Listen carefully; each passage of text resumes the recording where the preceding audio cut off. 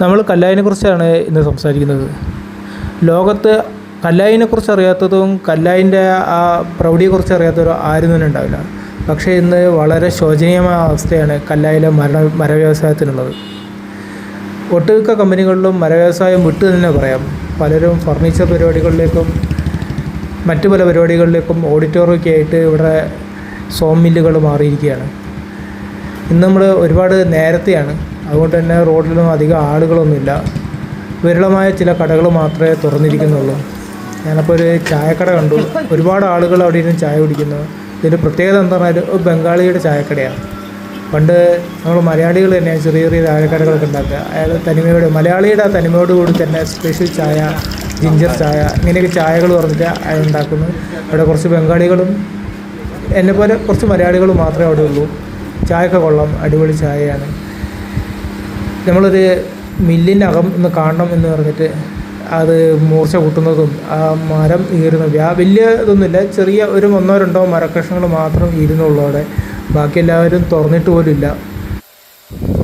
കല്ലായിൻ്റെ ഈ മരവ്യവസായത്തെക്കുറിച്ച് അതിൻ്റെ നമുക്കെന്താ ഒരു ജോലിയുടെ ഉള്ളിലുണ്ടാകുന്ന ചില കാര്യങ്ങളെക്കുറിച്ചും എന്നോട് അവിടെ ജോലി ചെയ്ത ഒരാളുണ്ടായിരുന്നു.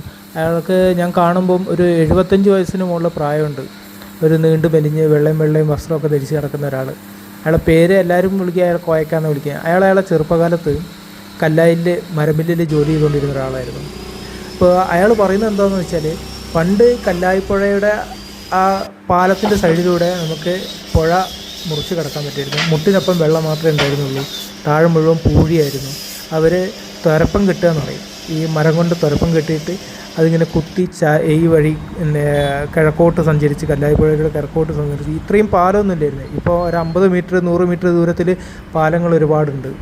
ആ പാലത്തിൻ്റെ സൈഡ് ആ വഴി കൂടെ ഇങ്ങനെ സഞ്ചരിച്ച് ചെറിയ കനാലുകൾ പോലെ ആ കനാലുകളുടെ വീടിൻ്റെ മുറ്റത്ത് പോലുള്ള വഴി കൂടെ ഇങ്ങനെ സഞ്ചരിക്കാമായിരുന്നു.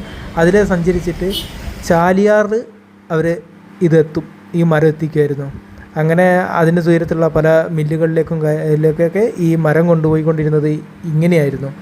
എന്നിട്ട് ആ കല്ലായിൻ്റെ ചുറ്റുപാടത്തുണ്ടായിരുന്ന അന്നത്തെ കാലഘട്ടത്തിലെ അന്നത്തെ സാഹചര്യത്തിൽ ജനങ്ങളുടെ പല കാര്യങ്ങളും പറഞ്ഞിരുന്നു. പക്ഷേ ഒരു വീട് ചെയ്യാൻ വേണ്ടിയിട്ട് ഞാൻ ഏകദേശം ഒരു വർഷത്തിനടുത്തായി അങ്ങനെ ഞാൻ പരതിക്കൊണ്ടിരിക്കുക. അയാളെ മുമ്പ് താമസിക്കുന്ന സ്ഥലത്തും സുഹൃത്തുക്കളുടെ ഒക്കെ അന്വേഷിച്ചു നോക്കി. അങ്ങനെ കണ്ടെത്താനേ എനിക്ക് പറ്റിയില്ല. അങ്ങനെ ഇനി നീണ്ടു പോകണ്ട എന്നുള്ള രീതിയിലാണ് ഒരു വീഡിയോ ചെയ്യാമെന്ന് വെച്ചിട്ട് ഇങ്ങനെ വീഡിയോയിലേക്ക് ഇങ്ങനെ ഇറങ്ങിയത്. ഇപ്പം അന്ന് അത്രയും കാലം മുമ്പേ അയാൾ ചെറുപ്പം പറയുമ്പോൾ ഏറ്റവും ചുരുങ്ങിയ ഒരു 50 വർഷത്തിന് മുമ്പേ ഉണ്ടായിരുന്ന കല്ലായിയുടെ കാര്യമാണ് അദ്ദേഹം എന്നോട് പറഞ്ഞിരുന്നത്. ഇന്നിപ്പോൾ ഒരുപാട് മാറിപ്പോയില്ലേ. മരവ്യവസായം തന്നെ ഇല്ലാതെയായിപ്പോയി. പിന്നെ ഇത് കണ്ടില്ലേ, ഉള്ള മരങ്ങളും കാര്യങ്ങളും ചെയ്യാൻ പണ്ട് ആനയായിരുന്നു, ഇപ്പം മിഷനറീസാണ് എല്ലാം ചെയ്തുകൊണ്ടിരിക്കുന്നത്. പക്ഷേ ആ ഒരു ഗൃഹാതുരത്വം ഇപ്പോഴും കല്ലായിയുടെ എവിടെയോ അങ്ങനെ പതുങ്ങിയിരിക്കുന്നുണ്ട്. അടിവശത്തുള്ള അപ്രോച്ച് റോഡാണിത്. അതിൻ്റെ ഇടയിൽ കൂടെയുള്ള അപ്രോച്ച് റോഡിൽ പൂക്കളൊക്കെ വെച്ച് പിടിപ്പിച്ച് വളരെ മനോഹരമാക്കി വെച്ചിരിക്കുകയാണ്. CCTV ക്യാമറയും ഒക്കെ വെച്ചിട്ട്.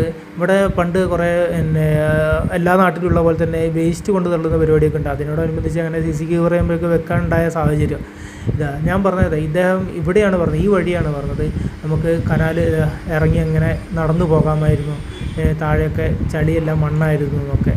ഇതാണ് തരപ്പം കിട്ടുന്ന ഒരു പരിപാടിയാണെന്ന് എനിക്ക് തോന്നുന്നത്. രണ്ട് വശത്തും തോണിയിലെ 2 വശത്തും മരങ്ങൾ വെച്ചിട്ട് ആ വിലങ്ങനെ ഇരിക്കുന്ന മരം വെച്ചിട്ട് കെട്ടിയിട്ട് ഇങ്ങനെ തള്ളിക്കൊണ്ട് പോകുന്ന പരിപാടിയാണ്. ഇപ്പം കണ്ടില്ലേ, പാലം കണ്ടില്ലേ, ഞാനിപ്പോൾ ഒരു പാലത്തിലാണ് നിൽക്കുന്നത്. അപ്പുറത്തൊരു പാലം.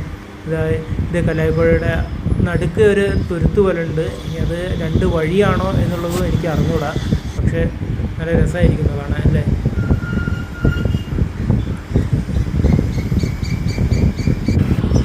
ഇത് അഴിമുഖമാണ്. കല്ലായിപ്പുഴ കടലിനോട് ചേരുന്ന ഭാഗമാണ്.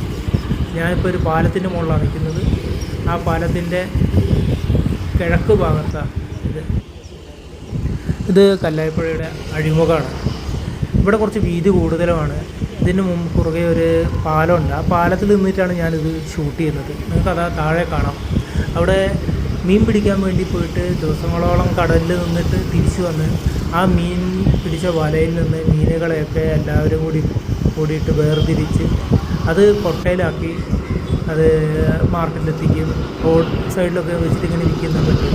നല്ല ഫ്രഷ് മീനായിരിക്കും നമുക്ക് കിട്ടുക. ഈ പാലത്തിൻ്റെ അപ്പുറത്ത് പടിഞ്ഞാറ് വശം, അതായത് കല്ലായിപ്പുഴ അറബിക്കടലുമായി ചേരുന്ന അഴിമുഖം. ഇപ്പം നമ്മൾ ആ പാലത്തിൻ്റെ താഴെ വശത്താണ്. വരിവരിയായി നിർത്തിയിട്ടിരിക്കുന്ന ബോട്ടുകൾ മീൻപിടുത്തം കഴിഞ്ഞ് തലേദിവസം വന്നതോ ഇനി വന്നിട്ട് തിരിച്ചു പോകാൻ തയ്യാറായിക്കൊണ്ടിരിക്കുന്ന ആളുകളും അവരെ ഉപകരണങ്ങളൊക്കെ കേടുപാടുകളൊക്കെ മാറ്റി ഇനി വീണ്ടും തിരിച്ചു പോകാൻ വേണ്ടിയിട്ട്, അല്ലെങ്കിൽ വന്ന മീൻപിടുത്തത്തിൻ്റെ വലകളൊക്കെ അതിലുണ്ടായിരുന്ന മീനുകളൊക്കെ അതിൽ നിന്ന് പെറുക്കിയെടുത്ത്